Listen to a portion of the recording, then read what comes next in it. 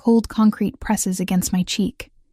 My eyelids are heavy, crusted shut with something I don't want to identify. When I force them open, darkness swallows everything except a thin sliver of light bleeding through a gap at the top of wooden stairs. The chain rattles when I try to move. Metal bites into my ankle, the skin there raw and weeping. How long has it been? Days blur together down here. No windows, no clock. Just the damp smell of earth and mold, the constant drip of water somewhere in the shadows, and the weight of the chain anchoring me to a pipe that runs along the wall. My throat burns. When did I last have water? Yesterday? 2 days ago? The masked figure who brings food comes irregularly. Sometimes twice in what feels like a day. Sometimes not at all for stretches so long my stomach cramps and my vision swims. I remember the hospital parking lot. October wind cutting through my scrubs. Fumbling for my car keys after a double shift that left my legs shaking and my head pounding. Then nothing. A sharp pain in my neck. Darkness. That was 3 months ago. At least, I think it was 3 months. Time loses meaning in the dark. Tonight feels different. Voices above. Not the usual creaking footsteps of my captor, but multiple people. Shouting. Something crashes. Glass shatters. My heart hammers against my ribs as I push myself into the corner, making myself as small as possible. The chain scrapes across concrete. The door at the top of the stairs explodes inward. Wood splinters. Heavy boots thunder down the steps. Bright white light floods the basement, so intense I have to shield my eyes with my arm. Jesus Christ. The voice is male. Deep. Controlled rage barely contained beneath those 2 words. I can't see him yet.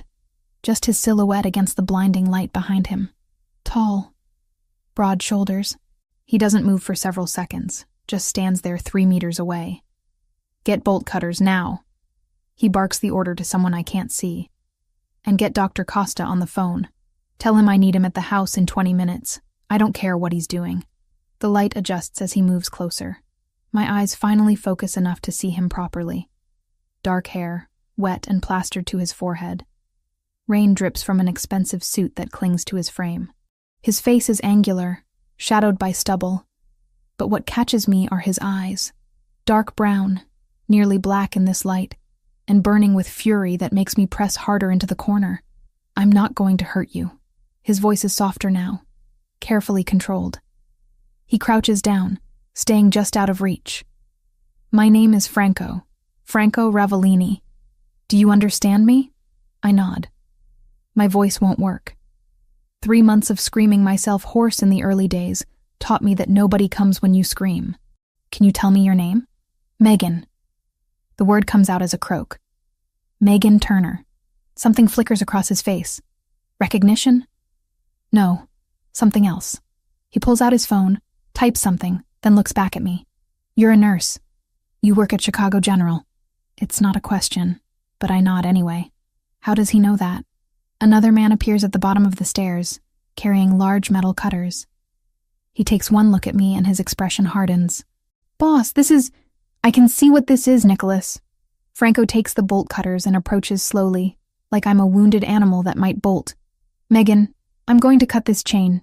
The noise might be loud, okay? I nod again. When the metal parts with a sharp crack, the sudden absence of weight on my ankle makes me dizzy. Franco catches me before I pitch forward, his hands careful on my arms. Easy. When did you last eat? I can't remember.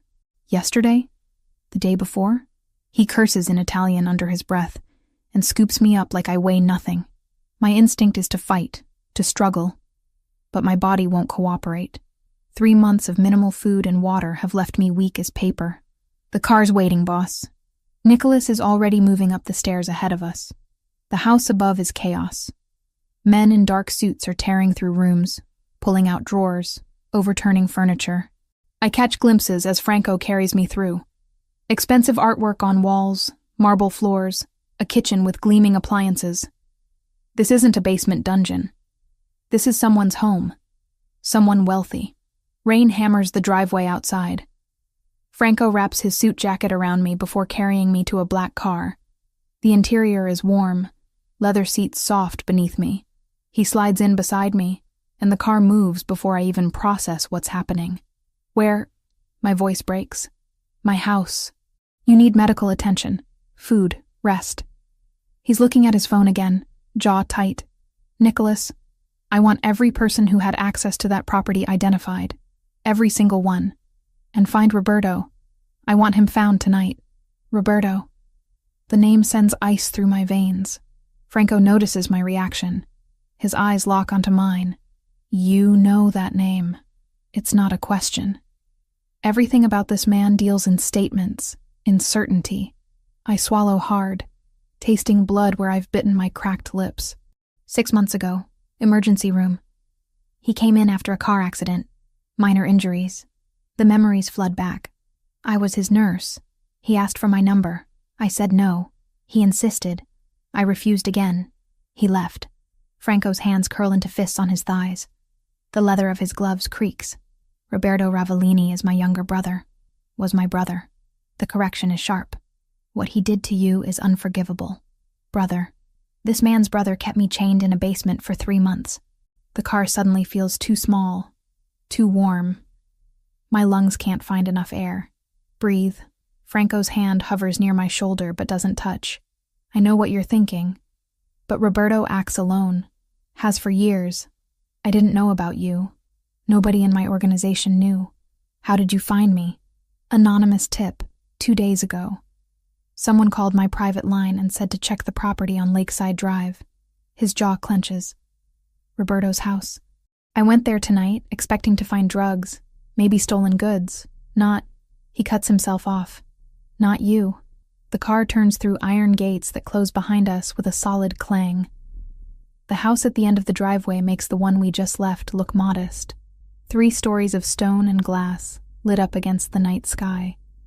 An older woman meets us at the door, her face creasing with concern when she sees me. Dio mio. I don't speak Italian, but even I can hear the prayer in her voice. Lucia, prepare the blue room. Fresh sheets. And I need water, juice, whatever mild broth you have ready. Franco carries me inside without breaking stride. Dr. Costa is on his way. Of course, Signor Franco. Right away. The house smells clean.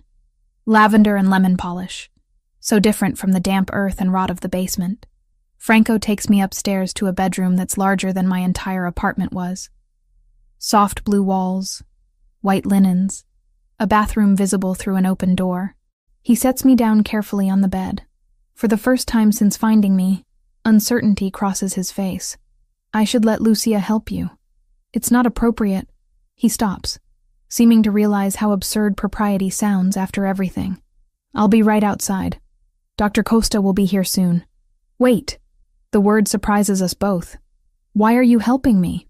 Franco looks at me for a long moment. Because my brother is a monster. And because when I saw you down there, I realized how far I've let things go.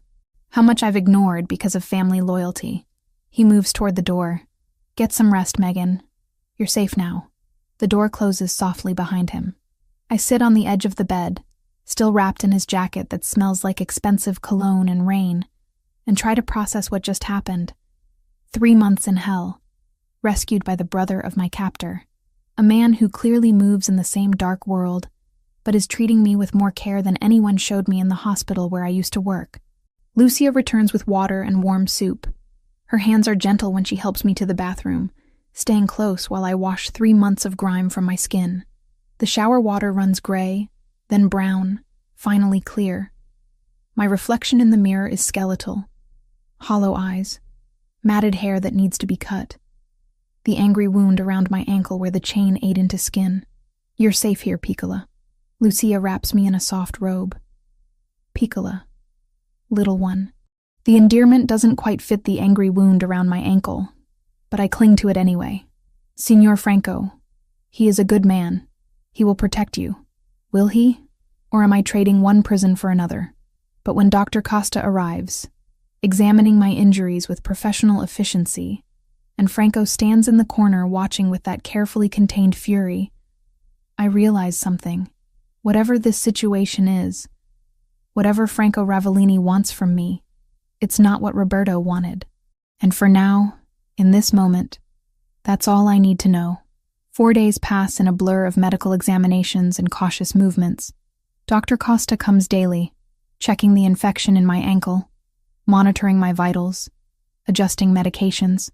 Lucia brings broth that gradually transitions to soft foods, then actual meals.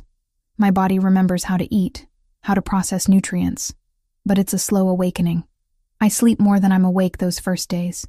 When I do surface, Lucia is always nearby with water, clean clothes, fresh bandages. She never asks questions, never pushes. Just provides steady maternal care that makes my chest ache with something I can't name. Franco is a ghost. I hear his voice sometimes, downstairs or in the hallway outside my room, deep timbre giving orders, asking questions, conducting business I don't understand. But he doesn't come in. Not since that first night. On the 5th morning, I wake feeling almost human. The fog in my head is cleared. My body, while still weak, responds when I tell it to move.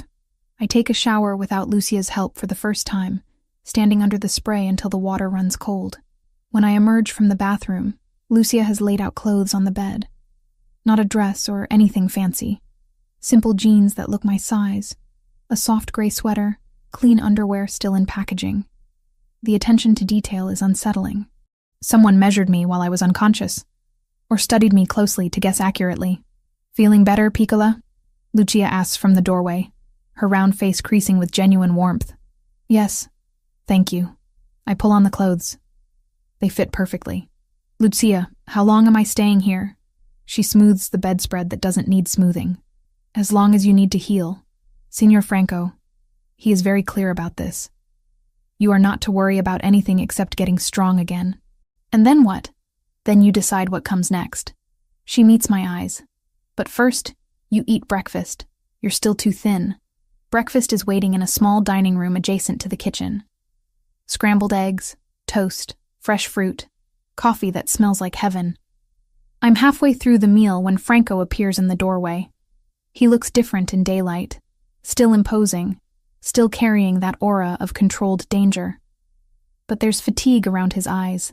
His white dress shirt is rolled up at the sleeves, no jacket. More human, somehow. "May I join you?" I nod, not trusting my voice.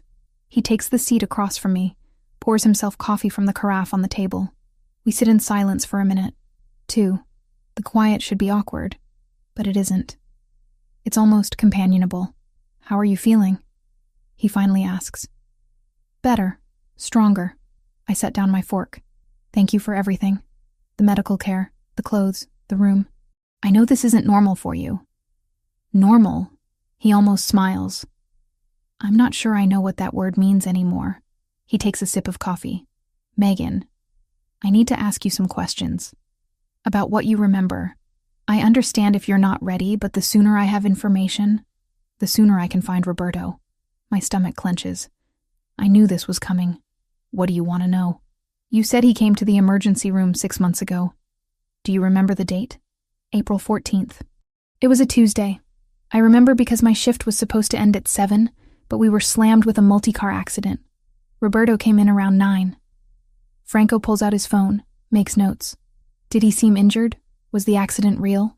The question makes me pause. I replay that night in my mind. His car had damage. Minor dents, broken taillight. He had a small cut on his forehead that I cleaned and bandaged. Complained of neck pain, so we did x-rays. Everything came back normal. Did he say anything unusual? Mention anyone else?" "No, he was charming at first. Made jokes, complimented my work, asked about my accent." I wrap my hands around my coffee mug. "I'm originally from Portland, Oregon. Moved to Chicago 4 years ago for a nursing position.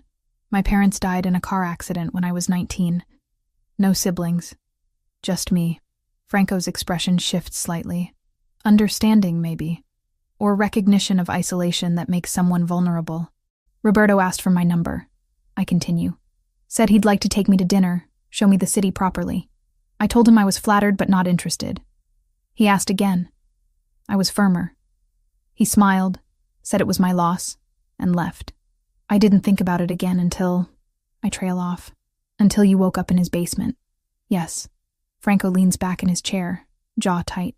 Roberto has always had issues with rejection. Our father enabled it, cleaned up his messes. When our father died 5 years ago, I took over the family business. I made it clear that I wouldn't cover for Roberto the same way. He resented that. What kind of business? The question escapes before I can stop it. He looks at me directly. You know what kind. You're not stupid, Megan. You've heard the name Ravellini. You know what it means in Chicago. I do. Organized crime. Protection rackets. Legitimate businesses used to launder money. The kind of family that owns half the politicians and scares the other half. I should be terrified. Instead, I'm strangely calm. I won't apologize for what I do, Franco continues, but I will tell you that I have rules. I don't deal in drugs. I don't hurt civilians. And I sure as hell don't kidnap women because they had the audacity to say no. His hands tighten into fists. What Roberto did to you violates every code I live by. So why did he do it? Why keep me alive for 3 months? Franco's face darkens. Because he's sick. Because somewhere in his twisted mind, he thought if he kept you long enough, broke you down far enough, you'd eventually want him. Stockholm Syndrome, but weaponized. The clinical term for my nightmare. I push my plate away, appetite gone. I need to know one more thing, Franco says quietly. Did he ever touch you? Beyond the chain, the captivity. Did he assault you? No. The word comes out firm. He never came down to the basement, just sent someone masked to bring food and water. Sometimes I'd hear him upstairs talking on the phone, watching television, living his life while I rotted below, but he never came down himself. Relief flashes across Franco's face. That's something, at least. It means he saw you as a long game, not immediate gratification. He planned to keep you for years if necessary. The thought makes bile rise in my throat. How long until you find him? I have every resource at my disposal searching. Roberto knows how to disappear, but he'll surface eventually. He always does. Franco stands. In the meantime, you stay here. This house is secure. Guards, cameras, protocols. You're safe. How long? I meet his eyes. How long do you expect me to stay hidden in your fortress? As long as it takes. That's not an answer. It's the only one I have right now. He moves toward the door, then pauses. There's a library on the 2nd floor. Gym in the basement if you want to rebuild strength. Lucia can get you anything you need. Just ask. He's gone before I can respond. I sit alone in the dining room, surrounded by luxury I never asked for, protected by a man I barely know, hiding from a monster who wanted to own me. The next week settles into routine. I wake, eat breakfast, spend hours in the library reading medical journals and fiction. Lucia keeps me company, teaching me Italian phrases while we fold laundry or prepare meals. Dr. Costa visits every other day, pronouncing my recovery remarkable. The infection in my ankle is healing. My weight is climbing back toward normal. Physically, I'm getting better. Mentally, I'm a mess.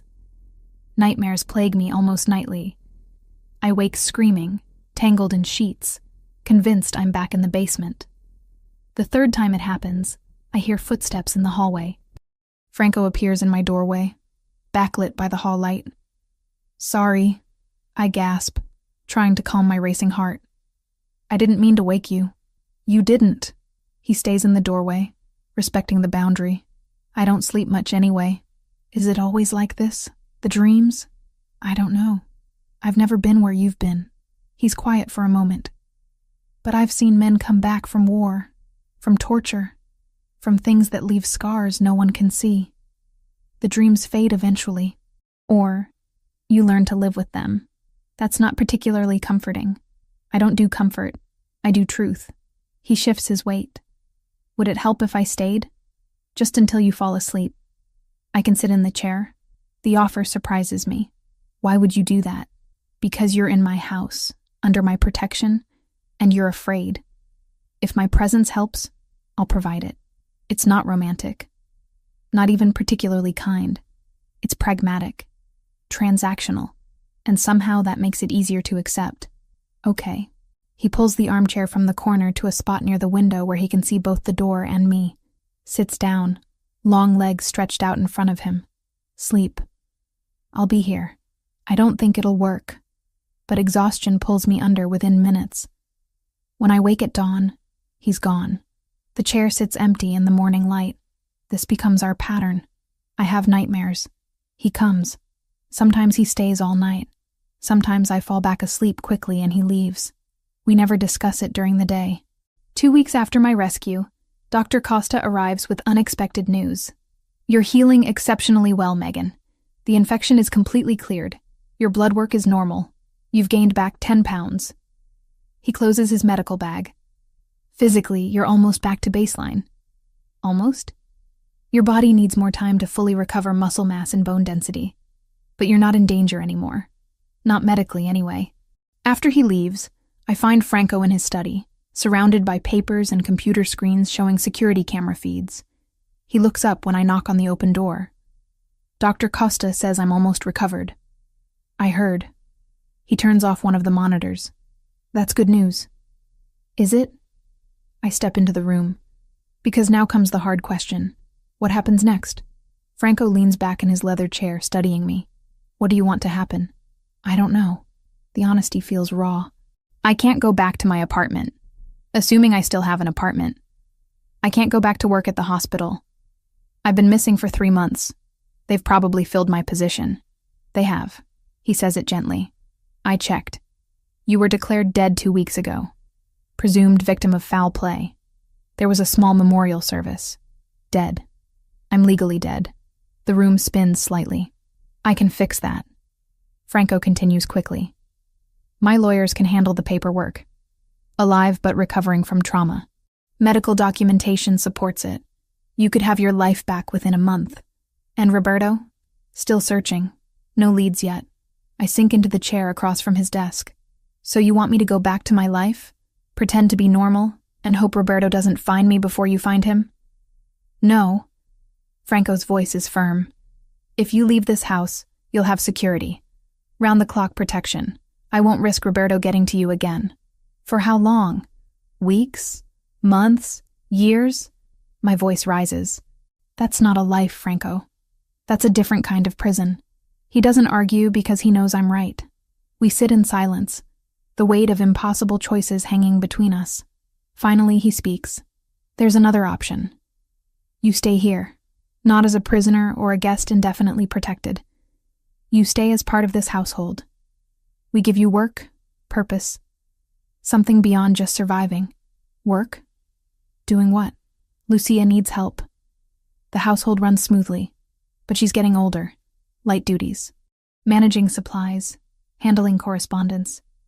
Nothing dangerous. He pauses. And several of my men need medical attention regularly. Having a nurse on site would be valuable. You want me to be your house nurse and Lucia's assistant.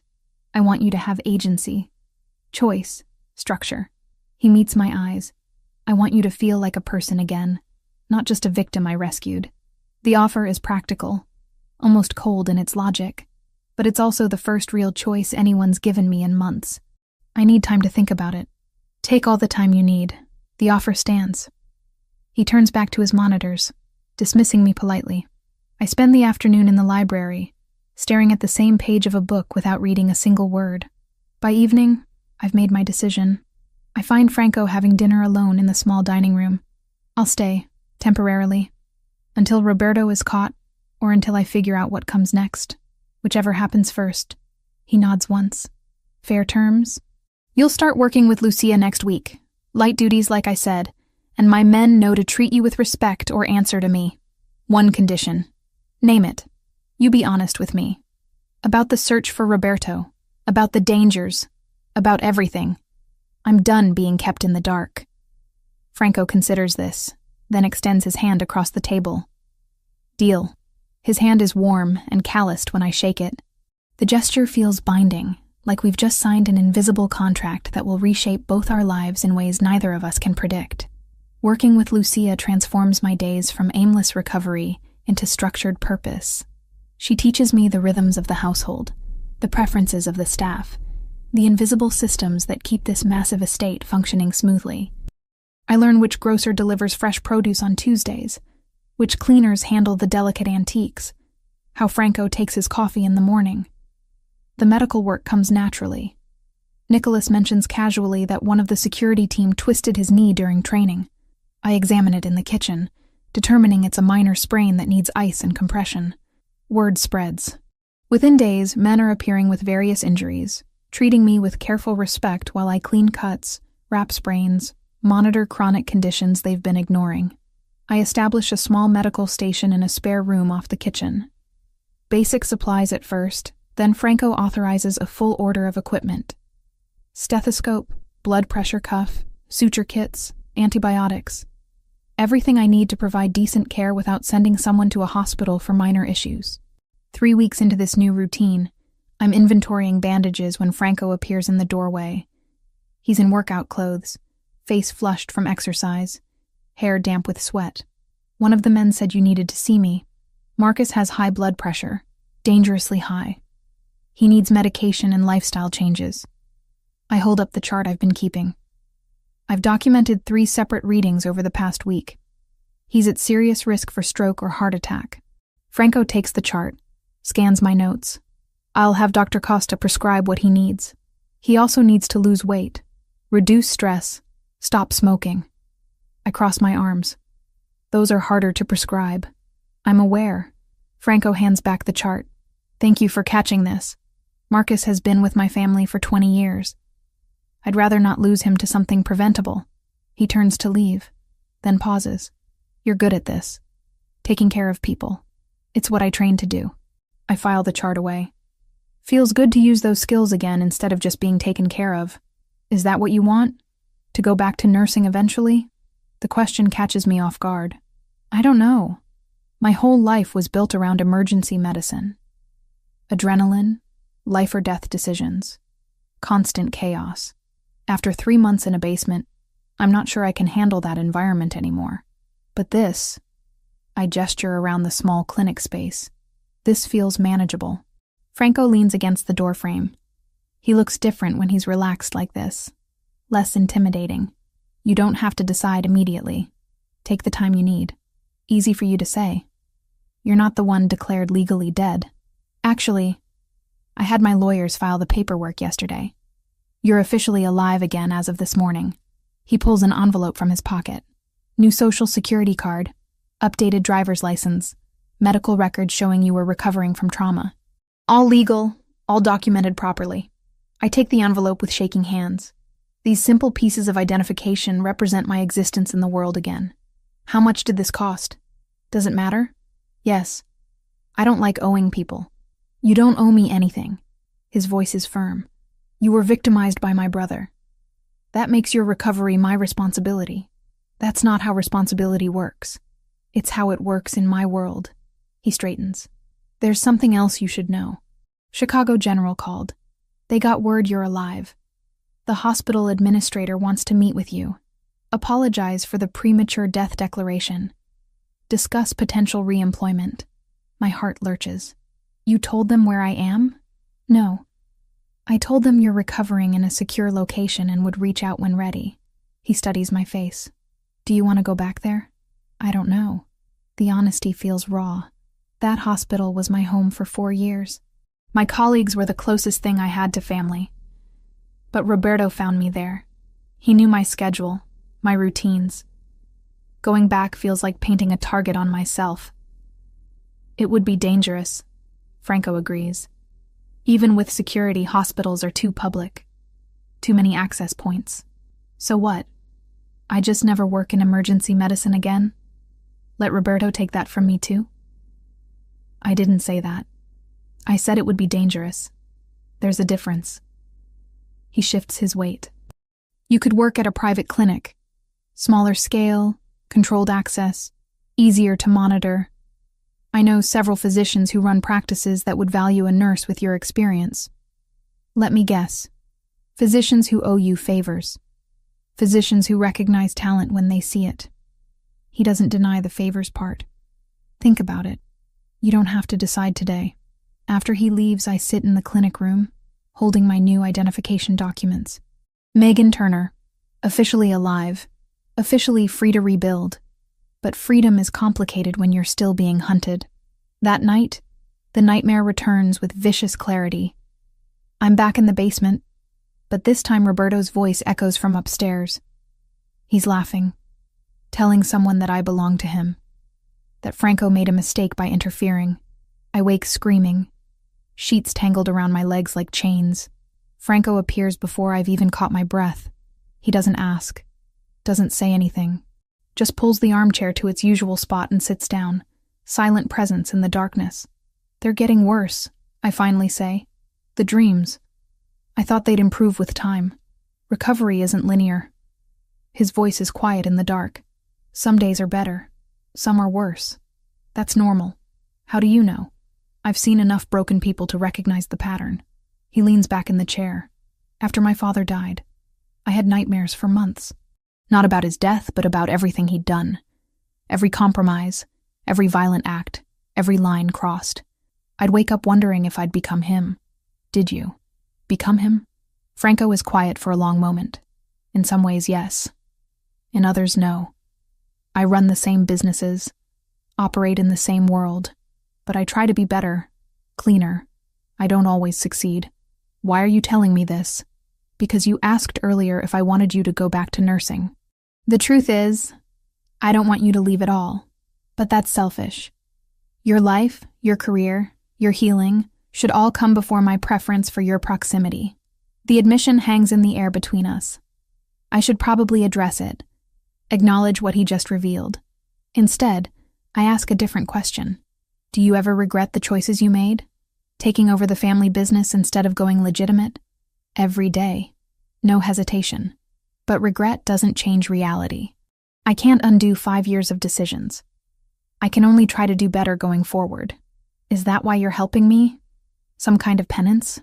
No. He stands, moves to the window, silhouette dark against the moonlight filtering through curtains. I'm helping you because when I found you in that basement, chained like an animal, I realized how far my family had fallen. Roberto didn't become a monster in a vacuum. Our father enabled his worst impulses. I ignored the warning signs because dealing with them was inconvenient. Your suffering is partially my failure. That's not fair to yourself. You didn't kidnap me. No. But I created an environment where Roberto thought he could, where family loyalty meant covering up crimes instead of preventing them. He turns to face me. You're not penance, Megan. You're a reminder that my choices have consequences beyond spreadsheets and territory maps. Real people get hurt when I look the other way. I don't know what to say to that. The vulnerability is unexpected, unsettling. This man who commands an empire with absolute authority is standing in my room at 3 a.m, confessing his failures. Thank you, I finally say, for staying, for being honest, for everything. He nods once and returns to the chair. Go back to sleep. I'll be here. I do sleep, dreamless this time. When morning comes, Franco is gone, but there's a note on the chair. Simple message in neat handwriting. You're stronger than you know. The next few days pass in comfortable routine. I work with Lucia in the mornings, run the medical clinic in the afternoons. Franco and I maintain polite distance during the day, but he still comes when nightmares wake me. We never discuss what he said that night. Maybe we don't need to. On Friday, Nicholas finds me in the clinic, treating a guard who sliced his hand on broken glass. Miss Turner, there's someone here to see you. Franco cleared the visit. My stomach tightens. Who? Said her name is Sarah Mitchell. Claims she was your supervisor at Chicago General. Sarah. The head nurse who trained me, mentored me, became something close to a friend during long night shifts. I haven't heard her voice in months. Didn't know if anyone from the hospital still thought about me after my supposed death. I finish bandaging the guard's hand and follow Nicholas to a sitting room I've never been in before. It's formal but warm, decorated in cream and gold. Sarah sits on a sofa, hands clasped nervously in her lap. She's in her 50s. Gray hair pulled into the same practical bun she always wore. When she sees me, her face crumples. Megan. Oh my God, Megan. She crosses the room in 3 steps and pulls me into a fierce hug. I stand stiff for a moment, then return the embrace. She smells like hospital antiseptic and the mint gum she constantly chewed during shifts. We thought you were dead, she says, pulling back to look at me. The police found your car in the parking lot. Blood on the driver's seat. They said someone attacked you. Probably killed you. Disposed of the body. We held a memorial. I spoke at it. I'm sorry. I didn't mean to. Don't apologize. Sarah guides me to the sofa. Just tell me what happened. The lawyers who called only said you'd been found alive and were recovering from trauma. Nothing else. I tell her an edited version. Attacked in the parking lot, held captive for 3 months, rescued by someone connected to my attacker, recovering now in a secure location. I don't mention Roberto's name, don't specify Franco's exact relationship to the situation. Sarah listens without interrupting, tears streaming down her face. I should have walked you to your car that night, she says when I finish. You'd just worked a 16-hour shift. I should have made sure you got safely. This isn't your fault. I know, but I still feel it. She wipes her eyes. Are you coming back? The hospital wants you back. Your position is filled, but they'll create a new one. Whatever you need to make it work. The offer is tempting. Return to familiar territory, familiar faces, the career I built for 4 years. But when I imagine walking through those emergency room doors again, panic tightens my chest. I don't think I can. Not yet. Maybe not ever. Too many memories. Too much exposure. Sarah nods like she expected this answer. Then what will you do? I'm working here temporarily, providing medical care for the household staff. It's good work, meaningful, but it's not permanent. Because you're waiting for them to catch whoever took you. Yes. She takes my hand. Megan, I want you to know something. Whatever you decide about your career, wherever you end up working, you're an exceptional nurse. The best I've trained in 15 years. Don't let trauma steal that from you. After Sarah leaves, escorted out by Nicholas, I sit alone in the formal sitting room. Franco appears in the doorway, as if he's been waiting nearby. Your friend seems nice. She is. I stand, suddenly needing to move. She offered me my job back. Or a new position at the hospital. Are you going to take it? No. But hearing the offer helped somehow. Knowing I still have value outside these walls. Later, Sarah will send the occasional photo from the ER. Controlled chaos and tired smiles. A quiet reminder that world is still there if I ever want to step back into it. Franco crosses the room until he's standing close. Closer than he usually allows. You have value because of who you are. Not because of where you work. Though for what it's worth, the men you've treated here think you're some kind of miracle worker. I'm just doing my job. No. You're rebuilding yourself piece by piece while dealing with trauma that would break most people. That's not just anything. The intensity in his voice makes me look up. His dark eyes are fixed on mine. And there's something in his expression I can't quite name. Before I can analyze it, he steps back, putting distance between us again. I have a meeting. Lucia's making your favorite pasta tonight. Don't skip dinner. He's gone before I can respond, leaving me alone with the lingering warmth of his rare praise and the growing realization that this temporary arrangement feels less temporary every day. 1 month. That's how long I've been living in Franco's mansion when I realize I've stopped counting the days. The realization hits me during breakfast. Lucia sets down espresso and fresh bread, and I'm halfway through thanking her in Italian, words I've picked up from listening to Franco's phone calls, when I notice the calendar on the wall. March 15th. I disappeared October 7th. The math feels distant, like it belongs to someone else's life. Franco walks into the kitchen, still buttoning his shirt cuff. His hair is damp from the shower. He pours himself coffee without asking if I slept well, because he already knows. He stopped sitting in the chair 3 weeks ago. Now when the nightmares come, I find him reading in the hallway outside my room instead, close but not intrusive. Last night I didn't scream. We both noticed. Nicholas mentioned you've been asking about the library, he says, leaning against the counter. Not sitting. He rarely sits during breakfast. Always moving like stillness makes him vulnerable. I finish the medical journals. I tear off a piece of bread. I was hoping for something different. Fiction, maybe. His eyebrow lifts slightly. You don't strike me as someone who reads for escape. I'm not escaping. I'm remembering what it feels like to think about something other than survival. He studies me for a long moment, then nods. 2nd floor, East Wing. Anything you want. The library turns out to be exactly what I didn't know I needed. Floor-to-ceiling shelves, leather chairs positioned near tall windows, the kind of silence that feels intentional rather than empty. I pull down a worn copy of Dante's Inferno and find handwritten notes in the margins. The handwriting is precise, controlled, Franco's. That night, he asks what I chose. Your annotated copy of the Divine Comedy, I tell him over dinner. We've fallen into this pattern, eating together 3, sometimes 4 nights a week.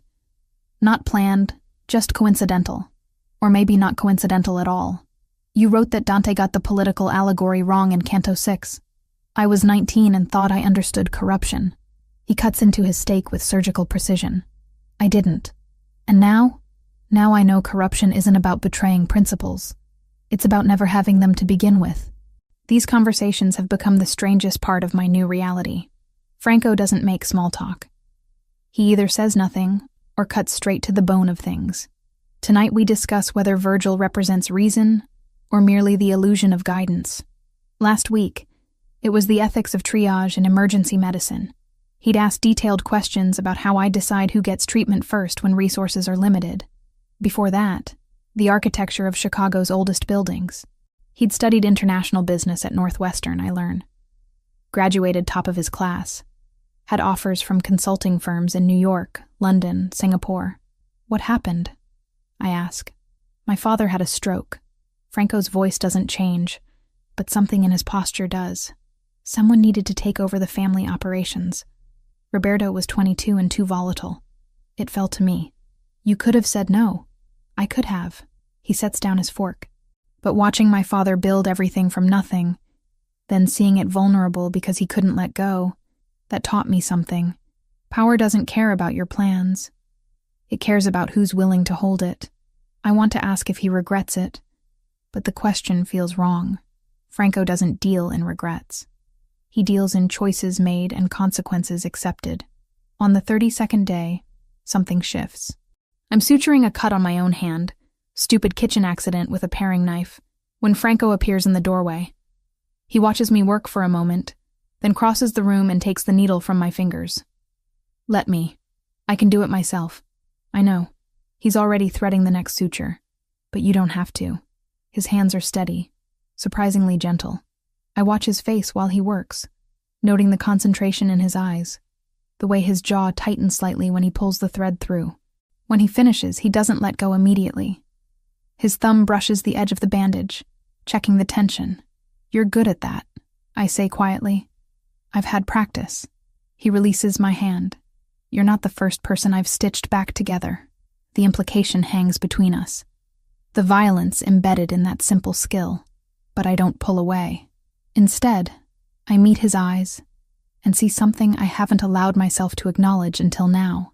He's looking at me the way I've caught myself looking at him when I think he's not paying attention. Neither of us moves. The alarm shatters everything. It starts as a low wail that escalates into a piercing shriek. Franco's entire body goes rigid. His hand shoots out, gripping my wrist. Not hard enough to hurt, but firm enough that I know this is serious. Stay behind me. Glass explodes somewhere on the first floor. Shouts. The unmistakable crack of gunfire. My heart stops. For one horrible second, I'm back in the basement, hearing footsteps above me, waiting for the door to open. But Franco's hand on my wrist grounds me. This is different. This time, I'm not alone. He pulls me into the hallway. Nicholas appears from nowhere, gun drawn, speaking rapid Italian into a radio. Franco answers in the same language, his voice commanding even as we're moving fast toward the east wing. More shots. Closer now. How many? Franco doesn't slow down. At least 6. Professional. They came through the perimeter simultaneously. Nicholas fires twice around a corner. They're not trying to breach. They're trying to flush. Franco stops so abruptly I collide with his back. His hand tightens on my wrist. They're here for her. The words land like a physical blow. Roberto. This is Roberto. We reach a section of wall that looks like every other panel of dark wood. Franco presses something and it swings inward, revealing a reinforced steel door with a biometric lock. He places his palm against the scanner, and the door clicks open. Inside. Now, the panic room is smaller than I expected.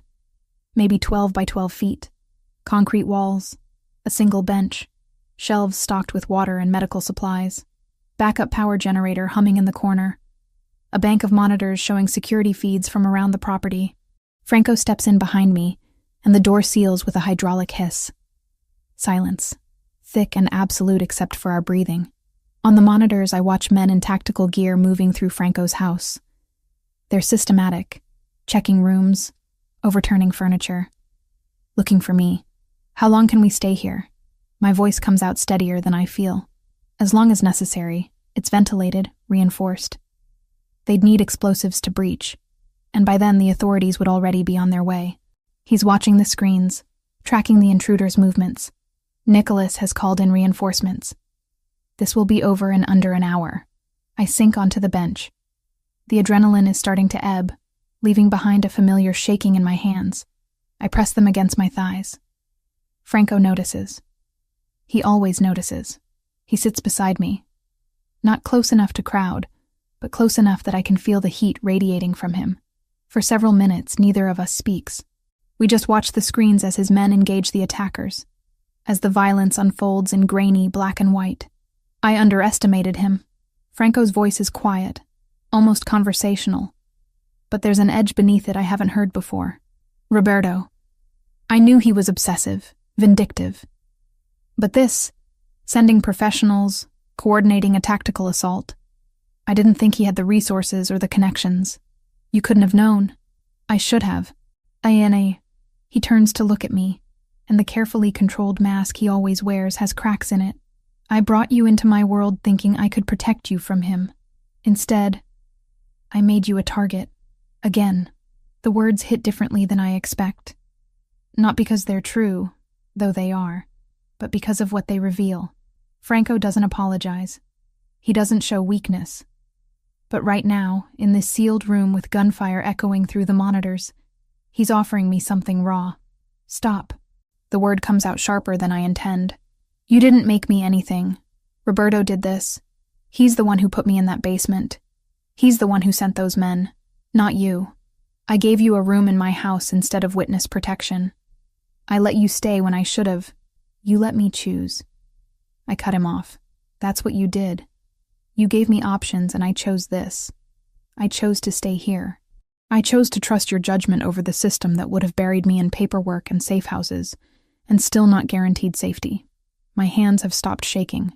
So don't you dare take that choice away from me by acting like I'm some helpless thing you miscalculated on protecting. Franco stares at me. On the monitors behind him, one of the attackers goes down. Nicholas's team is winning. You're not what I expected, he says finally. What did you expect? Someone broken.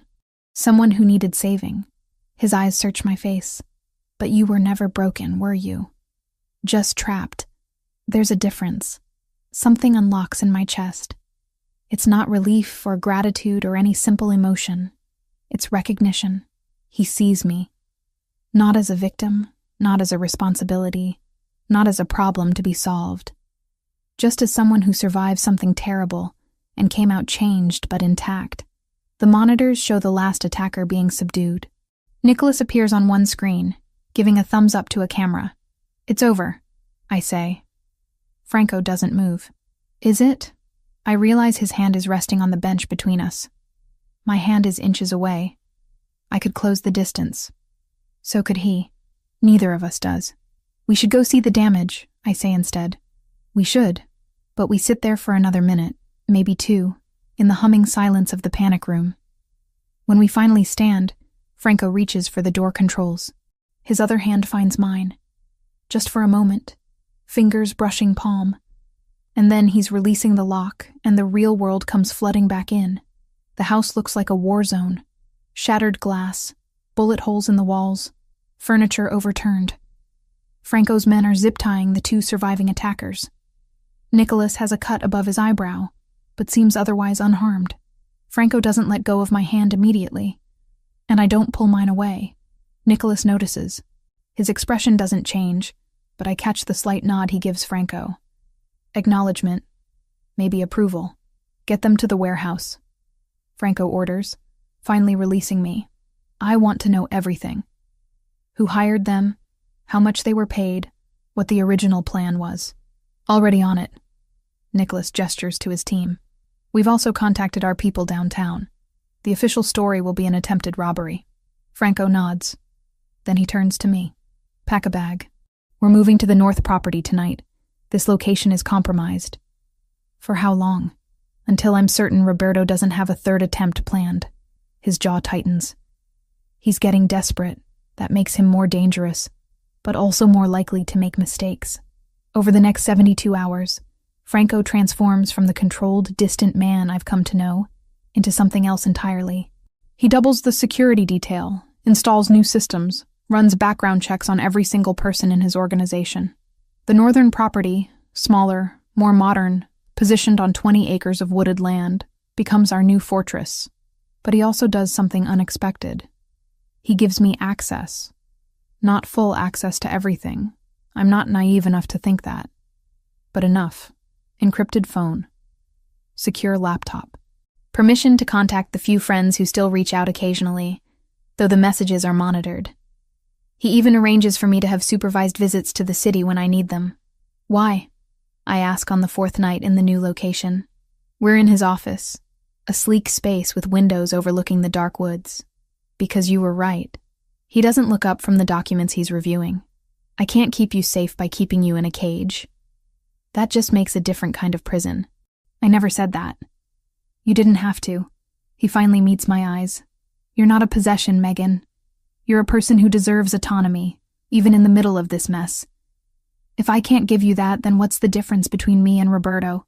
The question lands heavy in the room. There's a massive difference, I tell him. Roberto took my freedom because he felt entitled to me. You're giving it back because you respect that you never owned it in the first place. Something crosses his face. Relief, maybe. Or validation. He returns to his papers, but I notice his shoulders relax slightly. A week later, I start working remotely as a medical consultant for a nonprofit organization that provides healthcare guidance to underserved communities. Franco set it up, connected me with the director, made sure the technology was secure. I spend my mornings reviewing case files and advising on treatment protocols. It's not the same as being in a hospital, but it's purpose. It's contribution. It's proof that I'm still me. Franco asks about it during dinner that night. There was a case today. I tell him. A 7-year-old with symptoms that the local clinic misdiagnosed as flu. I caught the signs of early meningitis. They got her to a hospital in time. You saved her life. I did my job. He sets down his wine glass. It's more than that. You could have walked away from medicine entirely after what happened. Used trauma as an excuse to hide. Instead, you're finding ways to practice even from here. The same way you're finding ways to transition to legitimate business? I raise an eyebrow. Nicholas mentioned you've been in talks with tech investors. Franco's mouth quirks. Not quite a smile, but close. Nicholas talks too much. Or maybe you're not as opaque as you think. We're flirting. The realization hits me mid-conversation. This careful dance we've been doing for weeks has shifted into something else. Something more dangerous than Roberto, or midnight attacks, or any external threat. Because this, whatever is building between Franco and me, this could actually break me. The trauma I survived I can compartmentalize. The fear I can manage.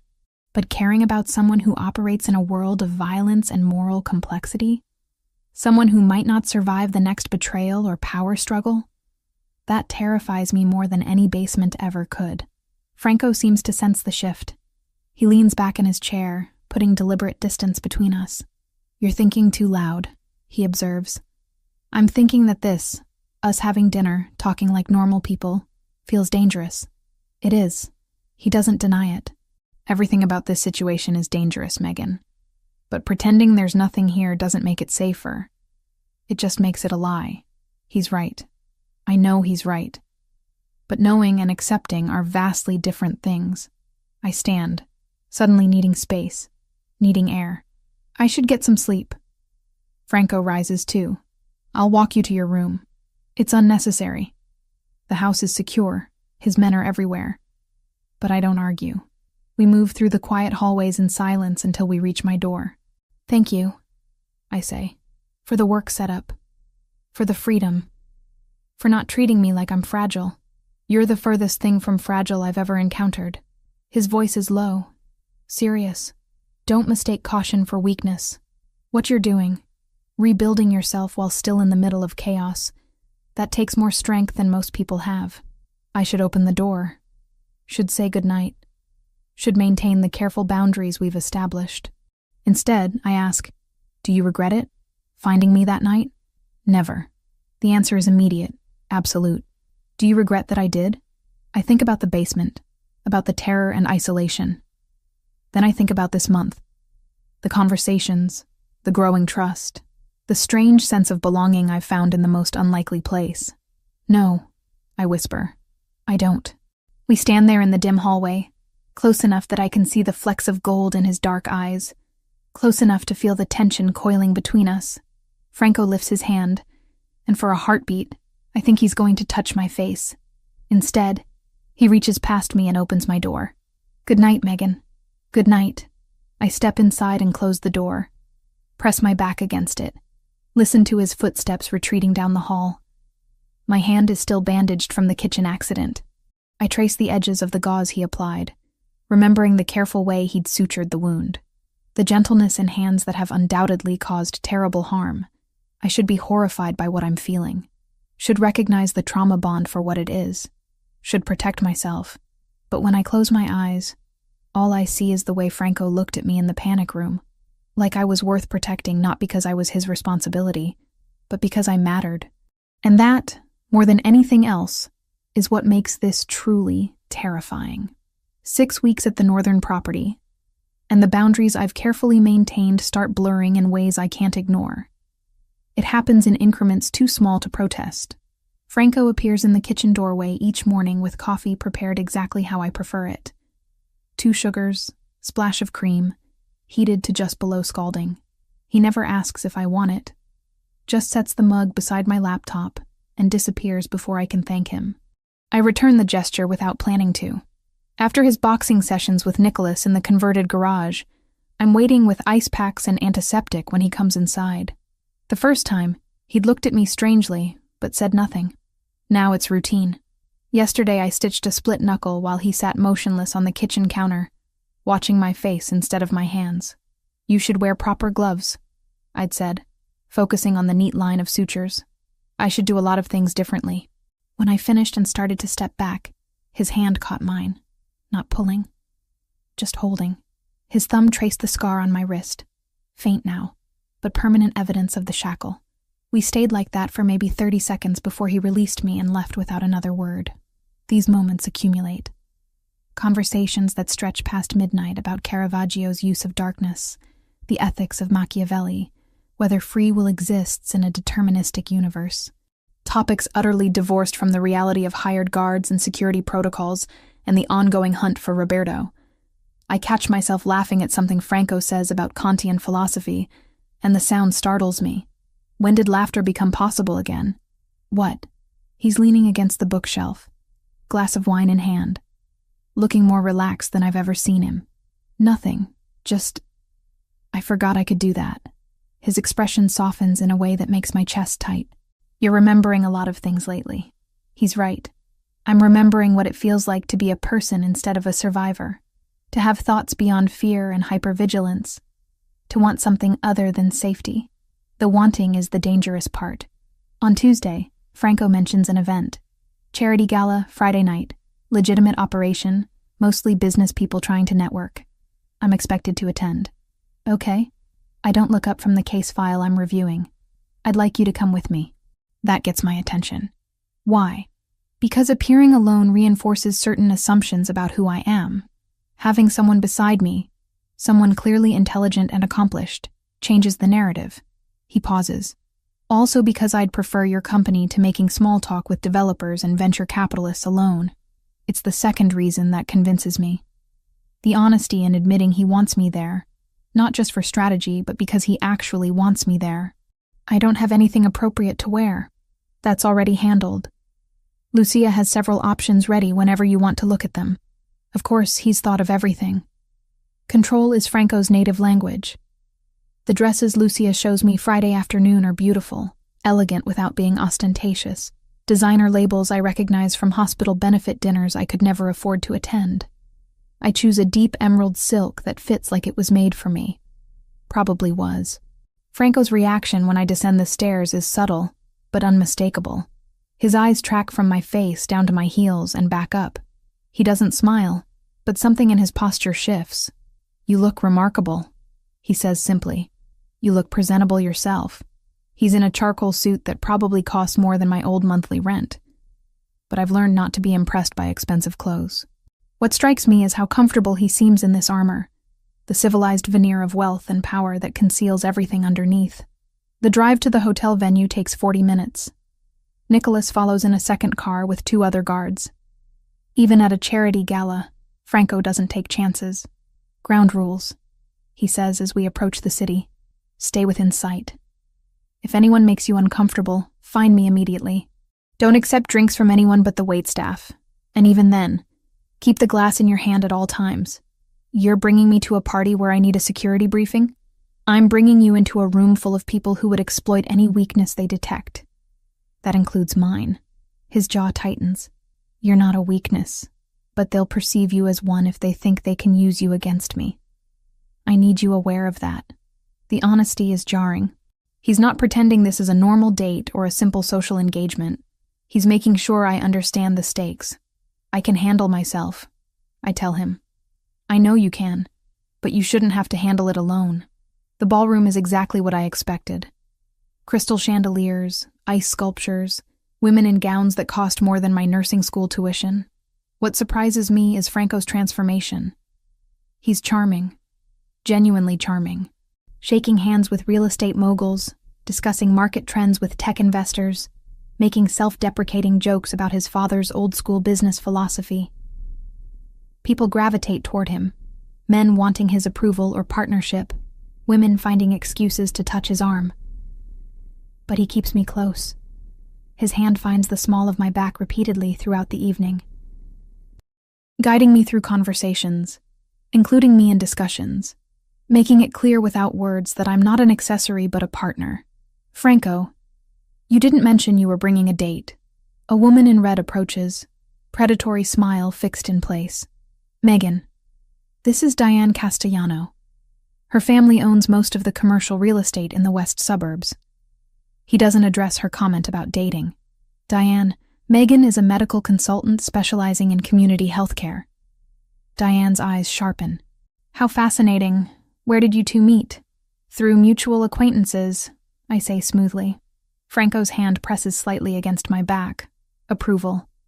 She loses interest quickly when it becomes clear there's no scandal to uncover, moving on to easier targets. "You're good at this." Franco murmurs near my ear. "Hospital politics aren't that different from this. Different stakes, same games." Throughout the night, I watch him navigate the room with surgical precision. He knows exactly who needs flattery, who responds to directness, who requires careful management. But I also notice what others might miss. The isolation beneath the performance. These people respect him. Some fear him. None of them know him, except maybe me.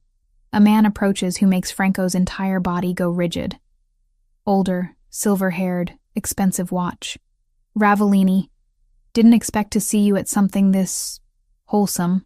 Marcus." Franco's voice could cut glass. "Still pretending your foundation actually helps people instead of laundering money?" The man's smile never wavers. "Still pretending you're anything other than your father's son?" I feel Franco's hand tighten against my back. Before he can respond, I step slightly forward. "I'm sorry. I don't believe we've met. I'm Megan Turner." I extend my hand with the professional courtesy I've perfected over years of dealing with difficult patients. Marcus has no choice but to take it. "Marcus Delacroix." "Mr. Delacroix, Franco mentioned you run a foundation. What's your focus area?" "I work in community healthcare, so I'm always interested in philanthropic initiatives." I can feel Franco's surprise, but he doesn't interrupt. I proceed to ask Marcus increasingly specific questions about his foundation's actual work until it becomes painfully obvious he knows nothing about the operations. He excuses himself within 5 minutes, thoroughly deflated. "That was strategic." Franco says once we're alone again. That was me being tired of men like him thinking they can insult people without consequence. Something flashes in his eyes. You defended me. I shut down an ass. There's a difference. But we both know there isn't. Not really. The drive back is quiet at first. I watch the city lights blur past, processing the evening. Franco drives himself this time, having sent Nicholas ahead. Did I make you uncomfortable tonight? He asks suddenly. No. I touched you frequently, kept you close. If that was... Franco. I turned to face him. I felt safer in that room full of criminals and con artists with your hand on my back than I ever felt walking to my car after a hospital shift in my old life. Does that make sense? Probably not. But it's the truth. He pulls over so abruptly I grab the dashboard. We're at some overlook I don't recognize. The city sprawling below us like scattered diamonds. We need to talk about this. His hands grip the steering wheel. What's happening between us? My heart hammers. Okay. It's not just protection anymore. It hasn't been for weeks. He turns to face me fully. I think about you constantly. What you're doing, if you're comfortable. Whether you smiled at something in your work today. I memorized how you take your coffee. I know you read the last page of books first to make sure they're worth the investment. I notice when you wear the green sweater because it's your favorite. Franco, let me finish. His voice is strained. People in my position don't have real relationships. We have transactions, arrangements, partnerships built on mutual benefit or necessary alliances. Having someone who actually matters, someone I care about beyond their utility, that's a vulnerability. That's a weapon someone can use against me. Against us, I correct quietly. Yes, against us. He exhales slowly. I'm trying to do the right thing here. I'm trying to warn you that what I'm feeling is dangerous. That being with me, really being with me, means accepting risks most people would run from. And what are you feeling? The question hangs between us. Outside, the city glitters indifferently. I'm feeling things I didn't think I was capable of anymore, he finally says. I'm feeling protective in ways that go beyond professional obligation. I'm feeling possessive when other men look at you. I'm feeling terrified that something might happen to you because of me. His eyes meet mine. I'm feeling like you're the first real thing I've encountered in a decade of carefully constructed lies. I should be cautious. Should remember that trauma bonds aren't love. Should protect myself from someone whose life is built on violence and moral compromise. But I'm so tired of being careful. I'm scared, I admit. Not of you, of this, of caring about someone when my life already fell apart once. Of building something that might get destroyed. I take a breath. But I'm also tired of letting fear make all my decisions. What are you saying? I'm saying I don't know what this is between us. I'm saying it probably is dangerous and complicated and potentially destructive. I reach across the console, placing my hand over his. I'm saying I don't care enough to walk away from it. Franco's hand turns, lacing his fingers through mine. You should care. You should protect yourself. From what? More trauma? Already survived that. Uncertainty? Living in your house under protection is already uncertain. Caring about someone complicated? I laugh without humor. Franco, my life stopped being simple the night I woke up chained in a basement. There's no safe option anymore. There's just different kinds of risk. And this, us, that's a risk you're willing to take? Are you? He doesn't answer with words. Instead, he lifts our joined hands and presses his lips to my knuckles. A gesture so unexpectedly tender, it makes my breath catch. I'm willing, he says against my skin. God help us both. But I'm willing. We sit there in the parked car overlooking the city, holding hands like teenagers. And I think about how nothing in my life prepared me for this moment. Not nursing school, not years of emergency medicine, not even surviving 3 months of captivity. Because this, choosing to care about someone despite every logical reason not to, this requires a different kind of courage entirely. Eventually, Franco starts the car. The drive back is silent, but his hand finds mine across the console and stays there. When we reach the house, he walks me to my room like he does every night. But tonight feels different. Tonight we've acknowledged what's been building for weeks. Good night, Megan, he says at my door. Good night. He doesn't leave immediately. Neither do I. We stand in the hallway, close enough that I can see the conflict in his eyes. Wanting to stay, knowing he should go. Finally, he steps back. Sleep well. I watch him walk away, then close my door and lean against it. That night, I have the worst nightmare in weeks. I'm back in the basement. But this time when the door opens, it's not Franco who finds me. It's no one. The door stays open, and I stay chained and nobody comes. I wake up gasping, disoriented. Reach for the glass of water on the nightstand and knock it over. The crash sounds deafening in the quiet house. I wait for Franco's familiar footsteps in the hallway. The shadow under my door that means he's out there, reading, keeping watch. Nothing. The silence is worse than the nightmare. He's giving me space, respecting boundaries, doing exactly what he should do after the conversation we had, and it hurts more than any comfort would have helped. I lie awake for the rest of the night, staring at the ceiling, understanding for the first time that the distance between us isn't protection. It's just distance, and I hate it. 2 months. Around 8 months since the hospital parking lot, though some days it still feels like I'm still lying on that concrete. The number feels significant when Franco mentions it during breakfast, though he's talking about something else entirely. A business merger timeline. Nothing to do with us. But I count differently now. 2 months since he found me. 8 weeks since the gala. 56 days of this strange life where I'm simultaneously safer than I've ever been, and more vulnerable than I can articulate. The call comes on a Tuesday afternoon while I'm reviewing patient charts for the nonprofit. Franco's in his office with the door closed, which usually means sensitive business. When he emerges 3 hours later, his expression is carefully neutral. "We need to talk," he says. Those 4 words make my stomach drop. Nothing good ever follows them. We sit in the living room. He doesn't pour himself a drink, which tells me he needs complete control for this conversation. Roberto made contact. The name alone sends ice through my veins. I haven't heard it spoken aloud in weeks. We've existed in this bubble where he's a distant threat, not an immediate reality. When? My voice is steadier than I feel. This morning, through an intermediary, someone neutral enough that it's not an obvious setup, Franco leans forward, elbows on his knees. He wants to negotiate. Information about rival families in exchange for safe passage out of the country, and enough money to disappear permanently. You don't believe him. No. It's a trap. Question is what kind and for whom. His eyes meet mine. But it's also an opportunity. First time he's surfaced with a concrete location and time frame. If I can control the variables, I can end this. Something in his phrasing catches my attention. When is the meeting? Tomorrow night. Warehouse district, neutral territory. Tomorrow? I stand abruptly. You've already agreed to it. Yes. And you're telling me now because you deserve to know before it happens. The anger that floods through me is so sudden and fierce it takes me by surprise. Before it happens. Not before you decided. Not so I could have input. Just informing me of your decision about my own safety. Franco's jaw tightens. This isn't about you. How is Roberto not about me? My voice rises. He kidnapped me. Kept me chained in a basement for 3 months. Sent armed men to kill me. But this negotiation about him isn't about me. That's not what I meant. Then what did you mean?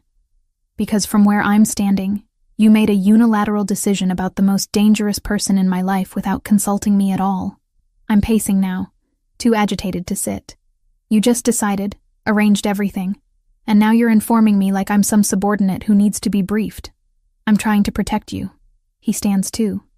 That controlled calm starting to crack. If you were involved in the planning, you'd want to be there. And that's not happening. You don't get to make that choice for me. Yes, I do. Not because I own you or control you, but because I'm the one who has to live with the consequences if something happens to you. His voice is hard now, frustrated. You want agency? Fine. But agency doesn't mean charging into situations that could get you killed just to prove a point. Is that what you think this is?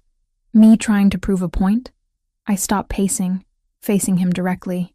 Franco, I survived 3 months in hell. I survived an armed assault on your house. I've rebuilt my entire life from nothing while living in protective custody. And you still see me as someone too fragile to handle the reality of confronting the man who did this to me. I see you as someone I care about too much to risk unnecessarily. The admission stops me cold. He's breathing hard, hands clenched, looking like every word is being dragged out of him.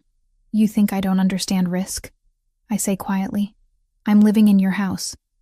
I'm falling for a man whose business involves violence and moral compromises I can't even fully comprehend. I know about risk, Franco. What I can't handle is being sidelined from my own life, because you've decided what's best for me. We stare at each other across the room. The silence stretches taut. What do you want? He finally asks. I want to be part of the decision. I want to know the plan. I stop, recognizing the impossibility of what I actually want. I want to face him, but I also know that's not tactical or safe or smart. Franco crosses the distance between us, stops close enough that I have to tilt my head back to maintain eye contact. You're right, he says.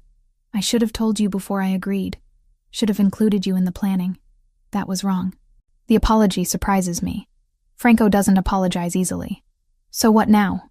I ask. Now we compromise. You don't go to the meeting. That's non-negotiable, and I think you understand why. But you're not shut out completely. He pulls out his phone, shows me something I don't fully understand but looks like surveillance equipment. You can listen to everything in real time. Audio and video feeds. Nicholas will be with you at a secure location. If anything seems wrong, you warn me immediately. You're not a spectator. You're active intelligence. It's not what I wanted, but it's more than I expected him to offer. Okay, I say. Okay? Don't push it. I'm still angry with you. His mouth quirks. Almost a smile. Fair.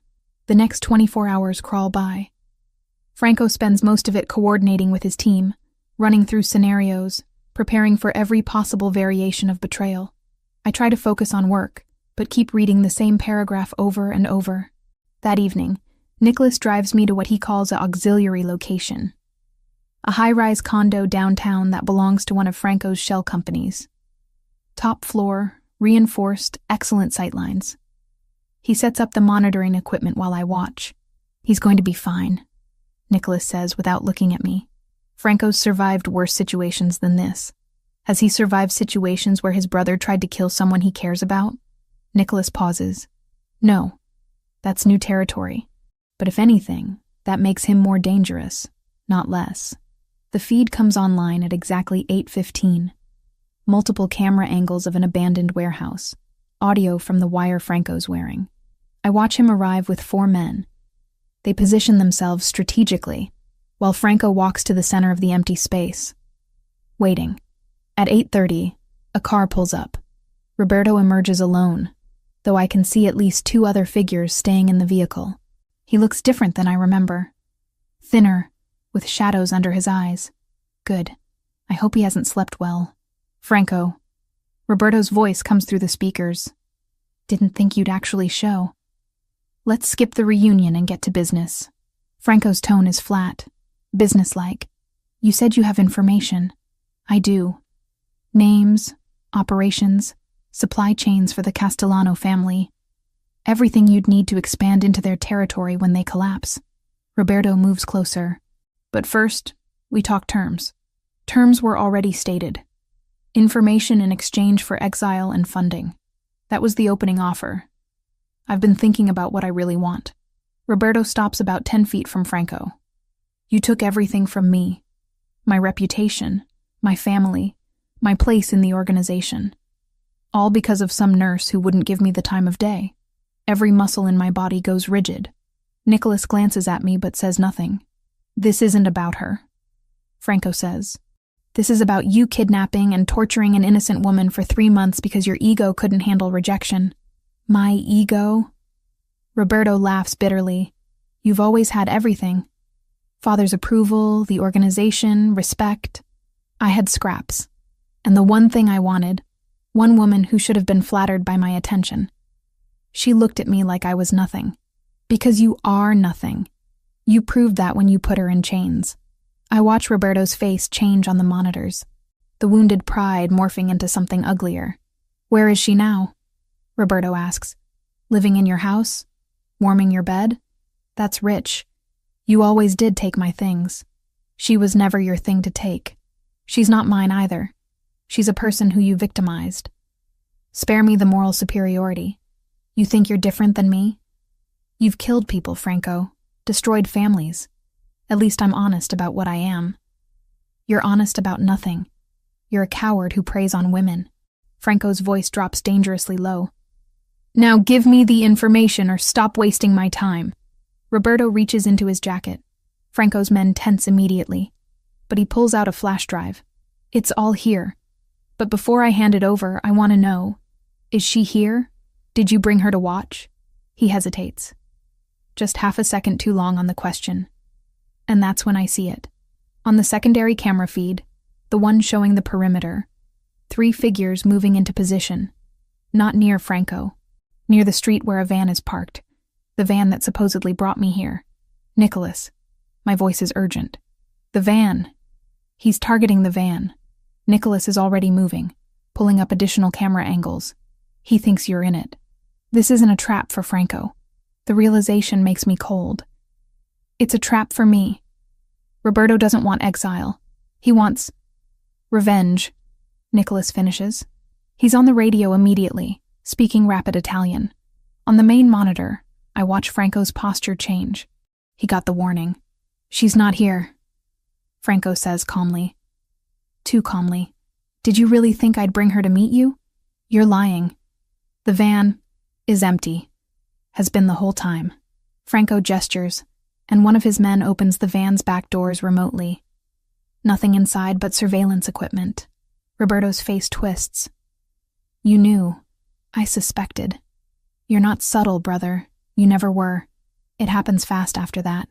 Roberto signals and his hidden shooters emerge, but they're focused on the wrong target, converging on an empty vehicle. Franco's men are already moving, flanking positions they'd established hours ago. The warehouse erupts in controlled chaos. I watch it unfold across multiple screens, heart-hammering. Franco stays eerily still in the center of it all, protected by his team while Roberto's hired guns are systematically disarmed and subdued. Roberto tries to run. Makes it maybe 20 feet before Nicholas. When did he leave the condo? Appears from nowhere and tackles him to the ground. It's over in under 3 minutes. On the monitor, Franco walks over to where Roberto is being restrained, crouches down to his eye level. The audio is muffled, but I hear him say something in Italian. Roberto spits at him. Franco doesn't react, just stands and nods to his men. Target secured, a voice says through the radio, bringing him to the primary location. Nicholas reappears in the condo doorway, slightly out of breath. We're clear. Franco's on his way here. Roberto? Alive. For now. That's up to the boss to decide next steps. I should feel relief. Victory. Something. Instead, I just feel numb. Franco arrives 20 minutes later. He's not injured, but there's blood on his shirt that I don't think is his. When he sees me, something in his expression cracks. You were right, I say before he can speak. I shouldn't have been there. If I had been in that van. But you weren't, because you trusted me to plan this correctly. He crosses to where I'm sitting, kneels so we're at eye level. You trusted me, and you were the one who caught what I missed. You saved yourself, Megan, by being smart, staying alert, working with me instead of against me. Is he? I can't finish the question. Secured. Contained. He won't hurt anyone again. Franco's hands find mine. Tomorrow, I'll give you options. What happens next is partially your choice. Tonight, can we just stay here? I grip his hands tighter. Not think about tomorrow yet? Yes. Nicholas quietly excuses himself. Franco sits beside me on the couch, and I lean into him without thinking about it. His arm comes around my shoulders, solid and warm. I'm still angry about you not telling me initially, I murmur. You should be, but I'm also grateful you kept me safe. Those things can both be true. We sit in silence, watching the city lights through the window. Somewhere out there, Roberto is in custody. The nightmare that's defined my life for months is contained. But sitting here with Franco, I realize the real terror isn't what happened. It's what comes next. Now that the immediate threat is neutralized, what reason do I have to stay in his world? What reason does he have to want me to? The questions sit heavy between us. unspoken, but present. Franco's thumb traces circles on my shoulder. I focus on breathing. Tomorrow we'll deal with Roberto, with consequences and decisions and the aftermath. Tonight, we just sit together in the dark, holding on while we still can. Roberto sits in the secure room, wrists bound loosely to the chair. Not out of cruelty, Franco doesn't operate that way, but practicality. The space is clean, temperature controlled, nothing like the basement where he kept me. That distinction matters. Franco offered me a choice the night before. You don't have to see him. You don't owe him closure or confrontation or anything. But if you want it, I'll be there with you. I chose to go. Not for Roberto, but for myself, to see him powerless, to speak without fear for the first time since that hospital encounter 6 months ago. Now I stand in the doorway, Franco beside me, and Roberto lifts his head. His face is thinner, circles under his eyes. He looks diminished. Good. Megan. He says my name like we're old friends, like he didn't steal 3 months of my life. I step inside, keeping my voice level. I'm not here to listen to you. I'm here so you can listen to me. His jaw tightens. Always so self-righteous. You could have just given me your number. None of this would have happened. You're right, I say, and his eyebrows lift in surprise. If I'd given you my number after you harassed me at the hospital, maybe you would have left me alone. Or maybe you would have escalated anyway because rejection wasn't actually the problem. Control was. I never wanted to hurt you. I just wanted to own me, to punish me for making you feel small. I cross my arms. You didn't see me as a person. You saw me as a thing you were entitled to, and when I said no, you decided I needed to be broken until I said yes. Roberto's face flushes. Franco poisoned you against me. You think he's better? He's killed people, Megan. Destroyed families. At least I'm honest about what I wanted. You're honest about nothing. I lean forward slightly. You tell yourself stories where you're the victim, where everyone else wronged you. But the truth is simpler. You're a coward who couldn't handle rejection, so you turned it into violence. And you're a victim playing house with a criminal. His voice rises. How long until he gets tired of you? How long until you become just another problem to solve? Franco speaks for the first time, voice cold. You don't get to talk about her. Roberto laughs bitterly. Still protecting her. That's rich. You couldn't even protect her from me when I was using your own people to get to her. The words land heavy. Franco's posture goes rigid beside me. What did you say? Franco's question is quiet. Dangerous. You really didn't know? Roberto looks genuinely surprised. Someone in your organization fed me her schedule. Hospital shifts, routes she took home when she'd be alone. I didn't just randomly grab her off the street, brother. I had help. Inside help. The temperature in the room seems to drop. Franco's hand moves to his phone, but he doesn't break eye contact with Roberto. Who? Why would I tell you that? It's the only leverage I have left. Roberto leans back as much as the restraints allow. You want the name? Give me what I asked for. Exile. Money. Freedom. You're not in a position to negotiate. Neither are you. Because if something happens to me, that person keeps operating in your organization, keeps feeding information to whoever pays. Maybe next time it's not about a rejected nurse. Maybe it's about your business, your territories, your life. Roberto's smile is ugly. So yes, brother, I am in a position to negotiate. I watch Franco process this, see the calculation behind his eyes. He's weighing options, running scenarios. Finally, he pulls out his phone and types something. Nicholas will bring you a written agreement. Full disclosure of every name, every detail of how this was arranged. In exchange, witness protection and relocation. Not exile on your terms, but supervised removal from Chicago under federal oversight. You'll testify against your collaborator. That's the deal. That's prison by another name. That's the only offer you're getting. Take it or I turn you over to the FBI right now with nothing. Roberto stares at the ceiling, thinking. I watch him search for angles, for loopholes. There aren't any. Finally, he nods. Fine, but I want it in writing. Every detail. Done. Franco turns to me. Are you finished? I look at Roberto one last time. 6 months ago, this man nearly destroyed me. Now he looks pathetic, desperate, scrambling for scraps of control. I survived you, I tell him quietly. That's all I needed to say. We leave him there. Nicholas is already waiting outside with documents, moving with the efficiency that's become familiar. Franco doesn't speak until we're back in his office, door closed. I should have seen it. His voice is tight with controlled fury. Someone close enough to know your patterns, to access scheduling information.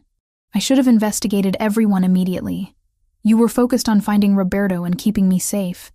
You can't predict every betrayal. Yes, I can. That's my job. He slams his hand on the desk, the only outward display of anger.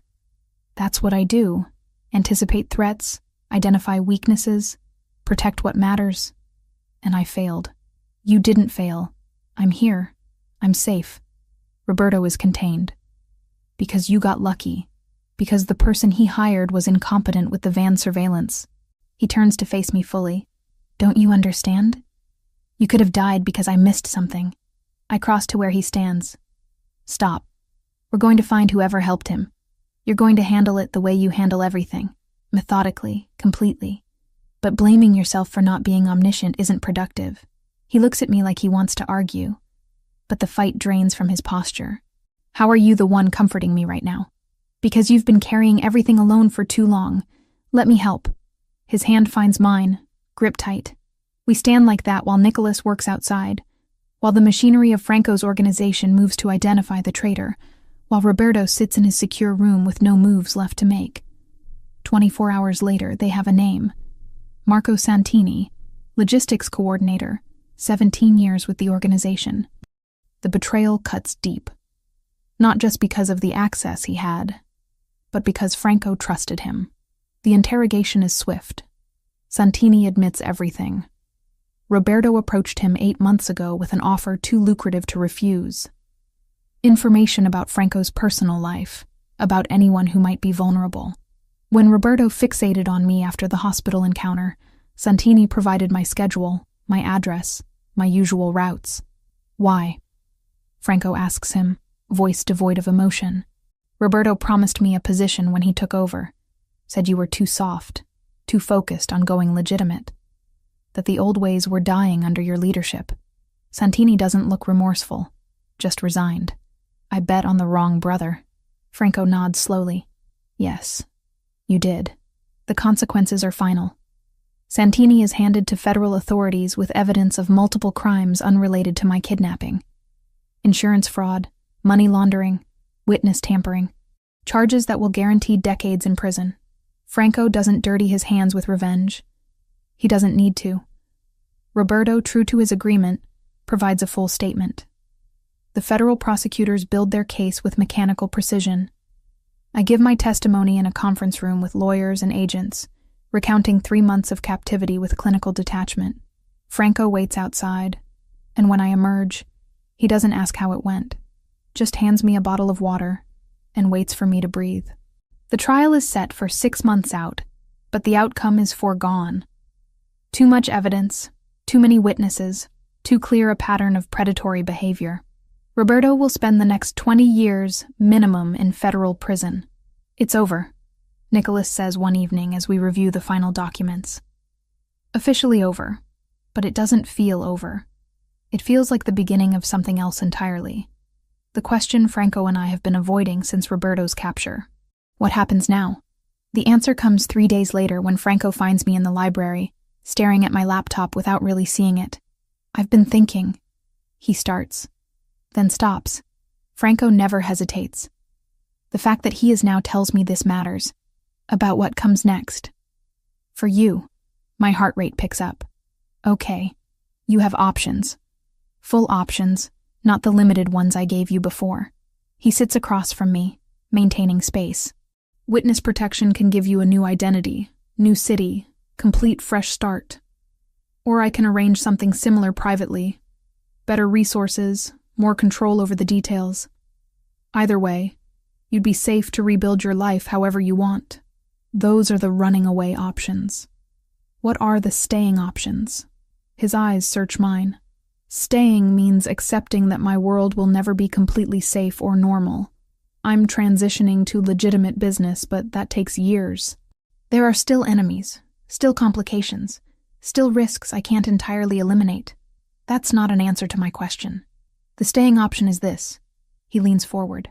You build whatever life you want. Clinic work, hospital position, private practice, whatever matters to you. You live in a place you choose, not a safe house. You have freedom and autonomy, but you're also part of my life, as much or as little as you're comfortable with. I'm not asking you to be hidden away or protected like a possession. I'm asking if you want to try something real with me, knowing it will be complicated. And if it doesn't work, if I decide 6 months from now that this is too much, then you leave. With resources, protection, whatever you need. No pressure, no obligation. His voice drops lower. I'm not Roberto, Megan. I won't trap you. If you stay, it has to be because you want to. Every single day. I close my laptop, giving him my full attention. I want to stay. But I need you to understand something. I'm not staying because I need protection anymore. I'm not staying because I'm grateful or traumatized or confused. I'm staying because when I think about my future, you're in it. That scares me, but leaving scares me more. Something in his expression shifts. Relief, maybe, or hope. I'm scared too, he admits. I've built everything in my life on control and calculation. You're neither of those things. You're a variable I can't predict, and that should terrify me. But it doesn't. It just makes me want to try. Then we try, I say simply. He stands, offering his hand. I take it, and he pulls me up. For a moment we just stand there, close enough that I can see the flecks of amber in his dark eyes, close enough to feel the warmth radiating from him. Thank you, he says quietly. For what? For not running. For seeing past what I am to who I'm trying to become. For giving me a reason to want to be better. You were already becoming better. I just happened to be here to see it. He kisses me then. Soft and careful, like I'm something precious. It's nothing like the passion of movies, or the desperation of trauma bonds. It's simply two people choosing each other, complicated and imperfect and real. When we pull apart, he rests his forehead against mine. Where do you want to live? The question is so domestic, so normal, that I almost laugh. Somewhere with windows, lots of natural light. Maybe a kitchen where I can actually cook. I know a place. Not a mansion, not a fortress. Just an apartment with good light and a kitchen. We could look at it tomorrow if you want. Tomorrow sounds perfect. That night, I don't have nightmares. I sleep deeply, dreamlessly, and wake to sunlight streaming through unfamiliar windows. Franco is already awake, coffee made, sitting by the window reading. Morning, I murmur. He looks up, and the small smile he gives me is worth everything we went through to get here. Morning, 3 months after Roberto's conviction. The apartment Franco mentioned has floor-to-ceiling windows facing east, catching morning light that fills the open kitchen. It's smaller than any property he owns, but it feels like mine in ways the mansion never did. I'm unpacking books when my phone rings. The clinic director, asking if I can consult on a pediatric case tomorrow. I accept without hesitation, then realize I didn't check with Franco first. Don't need to. This is my decision, my career, my life rebuilt on my terms. Franco arrives home. That word still feels foreign but increasingly right. Carrying takeout from the Italian place 3 blocks over. Not the expensive restaurant his associates frequent. Just a neighborhood spot with good pasta and no questions. How was the transition meeting? I ask, setting plates on the counter. He loosens his tie, looking tired, but satisfied. Productive. The tech investors are ready to move forward with the legitimate holdings. Nicholas will run the legal operations while I phase out everything else. How long will the phase out take? 2 years, maybe 3. Some connections can't be severed overnight without causing problems.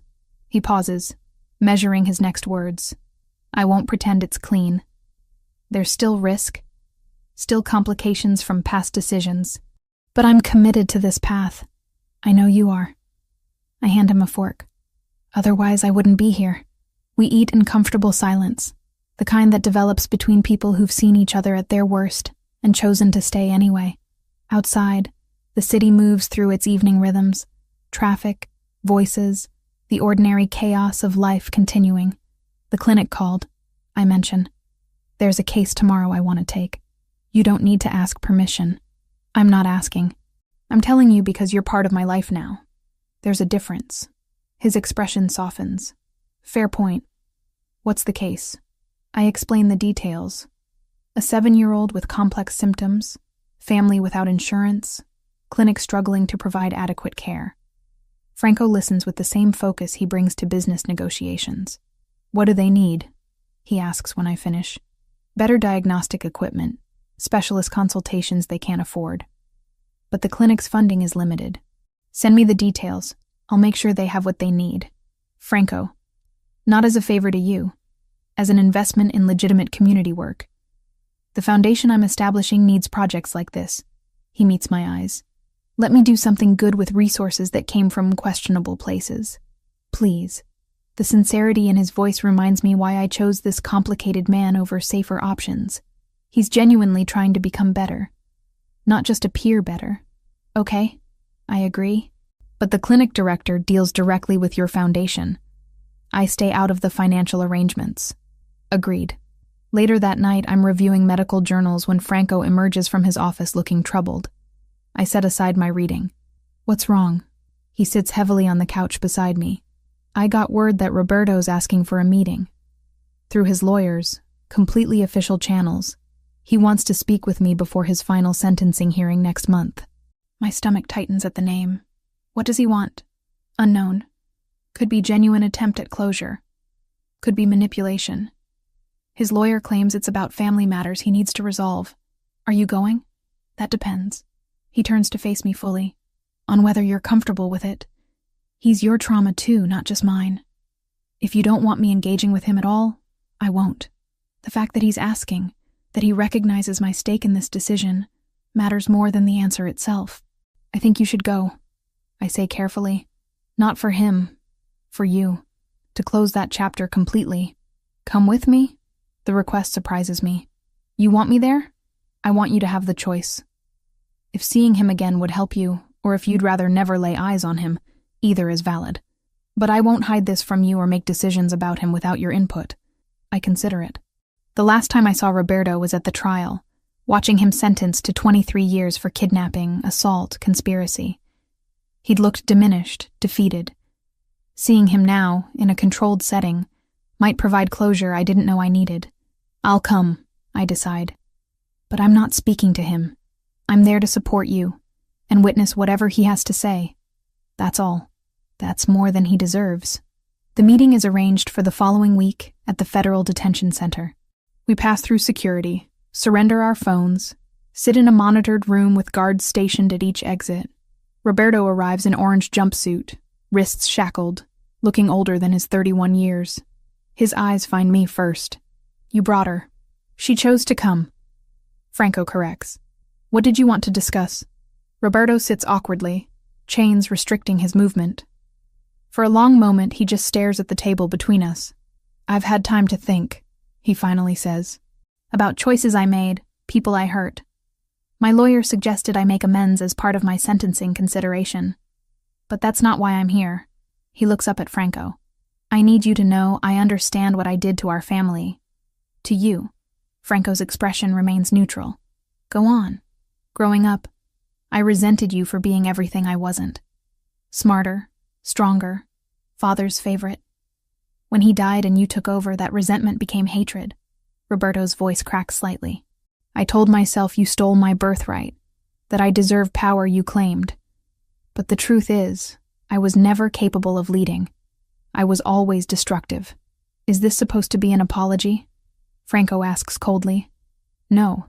Apologies are meaningless for what I've done. This is acknowledgement. Roberto glances at me briefly. I destroyed an innocent person's life because I couldn't handle rejection. I betrayed my own brother because jealousy mattered more than loyalty. Those aren't mistakes. They're character revelations. The room falls silent, except for the hum of fluorescent lights overhead. I watch Franco process his brother's words, searching for manipulation or sincerity. Why tell me this now? Franco finally asks. Because you're moving forward, building something legitimate, something good, and I need you to do that without guilt about me. Roberto's hands clench despite the restraints. You didn't fail me. I failed myself. Whatever happens to me in here, that's consequence, not tragedy. Franco stands abruptly. Is that everything? Almost. Roberto looks directly at me for the first time.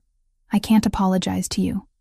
Nothing I say would matter or change what I did, but I want you to know that you surviving me, rebuilding your life, finding happiness with my brother. That's the best punishment I could receive. You won. Completely. I don't respond. There's nothing to say to that. We leave without further conversation. In the car, Franco grips the steering wheel tightly, but doesn't start the engine. Do you believe him? I ask quietly. I don't know.